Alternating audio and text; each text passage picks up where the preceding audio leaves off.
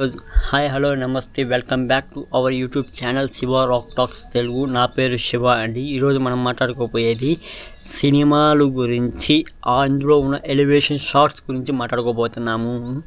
టాలీవుడ్లో 2027లో వచ్చే upcoming movies ఏమిటి ఉన్నాయంటే అన్ని బిగ్ ప్రాజెక్ట్, పెద్ద స్కేల్ ఉన్న ప్రాజెక్టులే మనము చూడాల్సిందే. అంటే ఒక టీఎఫ్ఐ బానిస, అంటే నేను టీఎఫ్ఐ బానిస అంటే నేను మూవీ ప్రతి ఒక్కటి చూస్తాను. అంటే చిన్నది పెద్దదని లేదు, నేను ప్రతి ఒక్క మూవీని చూస్తాను. ఇప్పుడు నాకు ఈగర్గా హైప్ ఇచ్చే మంచి కంటెంట్ ఉన్న మూవీస్ ఏమైనా వస్తున్నాయి అంటే 2027లో వచ్చి ఫస్ట్ ఆఫ్ ఆల్ నేను ప్రిఫరెన్స్ ఇచ్చేది అసలు ఫ్యాన్ బేస్కి ఏ సంబంధం లేకుండా వారణాసికి ఇస్తానండి. సెకండ్ వచ్చి డ్రాగన్కి ఇస్తాను. థర్డ్ వచ్చి ఇది మన స్పిరిట్కి ఇస్తానండి. ఫోర్త్ వచ్చి రామాయణం అంటే మన బాలీవుడ్ అది కాకపోయినా కానీ నేను అది చూస్తాను. నాకు ఇష్టం ఏంటంటే గ్లిమ్స్ చూశాను, చాలా బాగుంది. ఇప్పుడు ఏమిటి అంటే ఒక్కొక్కటి నేను స్టెప్ బై స్టెప్ చెప్తాను చూడండి. డ్రాగన్ వచ్చి మన ఎన్టీఆర్, మన ప్రశాంత్ నీళ్ళు డైరెక్షన్ చేస్తున్నాడు.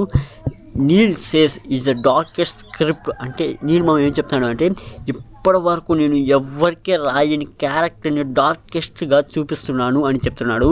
అలాగే వారణాసి మహేష్ బాబు మరియు మన రాజమౌళి గారు ఇక్కడ ఏం చెప్తున్నారంటే one of the biggest cinema of Indian film mounted with global scale అలా ఉంది.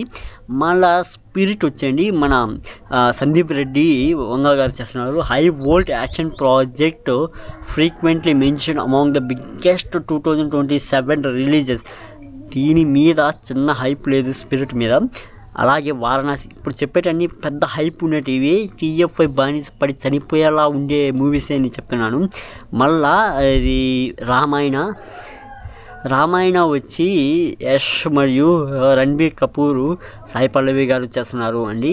Most expensive Indian film project ever attempted. దీనికి ఈ సినిమా బడ్జెట్ కూడా టూ హై, అంటే చాలా పెద్దగా బడ్జెట్ పెడుతున్నారు ఈ ప్రాజెక్ట్కి.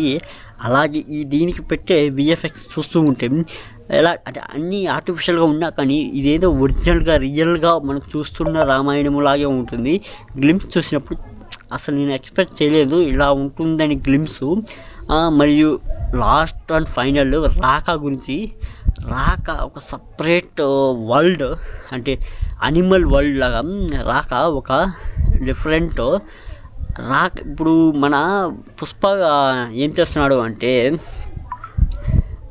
సపరేట్ ఒక వరల్డ్ని తయారు చేస్తున్నారు. పుష్పతో ఫైర్ క్రియేట్ చేసిన ఇప్పుడు రాకాతో యూనివర్స్ క్రియేట్ చేయడానికి వస్తున్నాడు. ఒకవైపు అట్లీమ్ ఇమాజినేషన్, ఇంకో వైపు అల్లు అర్జున్ డామినేషన్. ఇది సినిమా కాదు, ఇది బాక్స్ ఆఫీస్ మీద దండయాత్ర అనుకోవాలి. డ్రాగన్తో మన ఎన్టీఆర్ గర్జిస్తే మాస్ వినిపిస్తుంది. అదే రాకాతో వచ్చితే ఇండస్ట్రీ మొత్తానికి ఒక సపరేట్ క్రియేషన్తో వస్తున్నాడు అల్లు అర్జున్ గారు. ఇప్పుడు మరి స్పిరిట్ అంటే అసలు టీఎఫ్ఐ అంతా ఒకవైపు, అంటే టాలీవుడ్ అంతా ఒకవైపు, ఓన్లీ ప్రభాస్ గారు ఒకవైపు. అసలు దానికి లిస్ట్లో ఒక హీరోస్ లిస్ట్లో ఉంటే సపరేట్గా ప్రభాస్ ఉంటారు.